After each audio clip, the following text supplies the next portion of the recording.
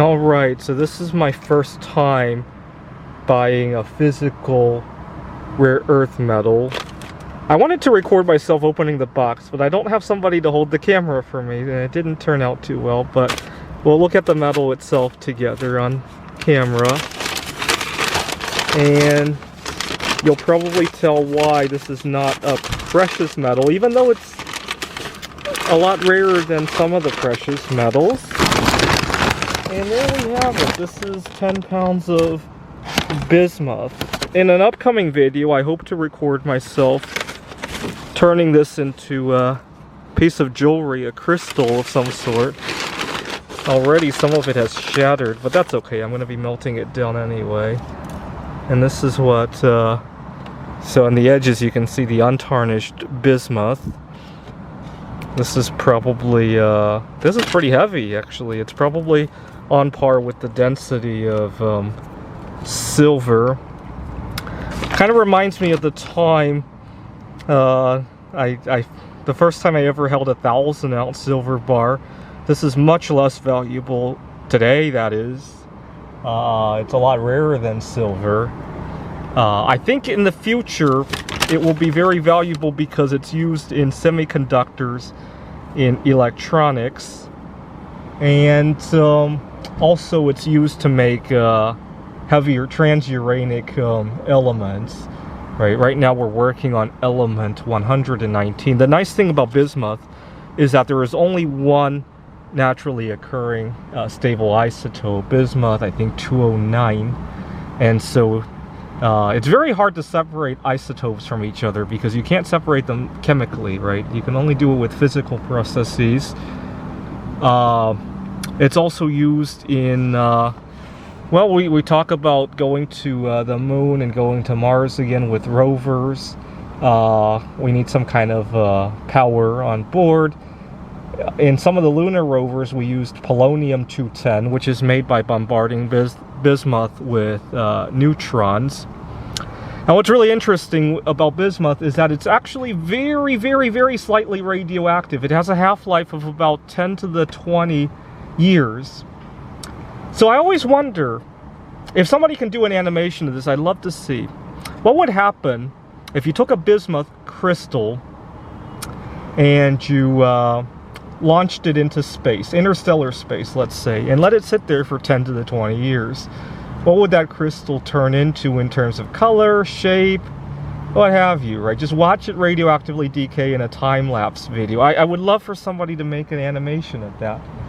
It decays into thallium, but also in interstellar space, there's also a lot of neutron radiation as well, right? So some of it's going to become polonium, which then decays into lead.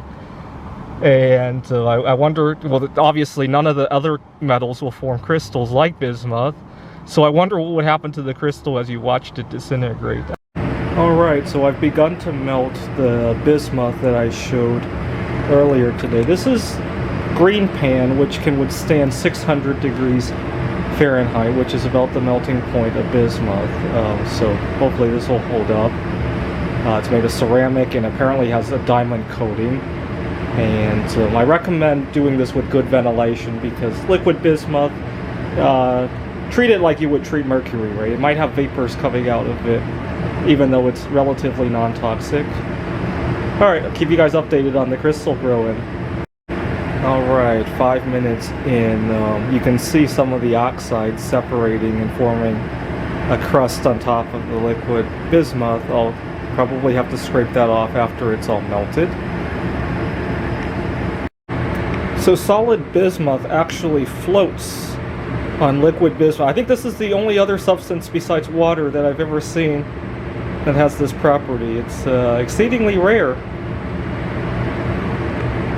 Alright, so I started by scraping off some of the bismuth oxides from the top of the liquid, and here we can see these crystals. I don't know if they're cold enough to touch. Oh, not yet. But bismuth is very easy to scrape off other materials like glass and other metals.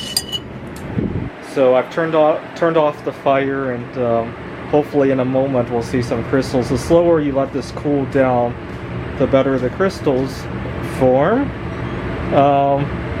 One thing I tried to read up about is whether or not you can alloy other metals into the liquid bismuth, especially silver, because silver is also very good at creating all sorts of colors when it oxidizes, but unfortunately I don't think the crystals will grow properly in that case. A better idea is potentially to grow the crystals and then coat them with silver. That I do know how to do, so maybe in a future video I'll give that a try too. So okay, in a moment I'll upload a video about with the crystals formed. Alright, so I poured liquid into that glass container, and here we got some crystals. Not a whole lot of them, but we can remelt this later for another batch. Let's see what forms over here. This one makes it easier to see.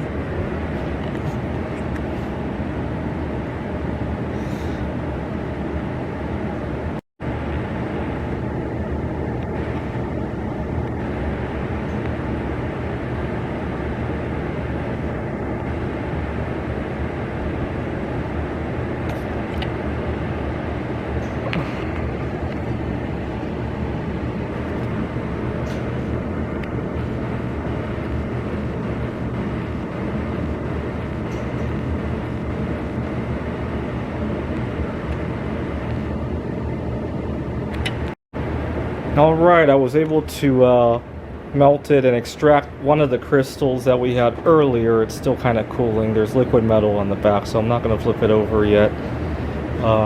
Here's a bar that came from pouring the liquid bismuth into another container. I'll probably remelt this down. And there we have it.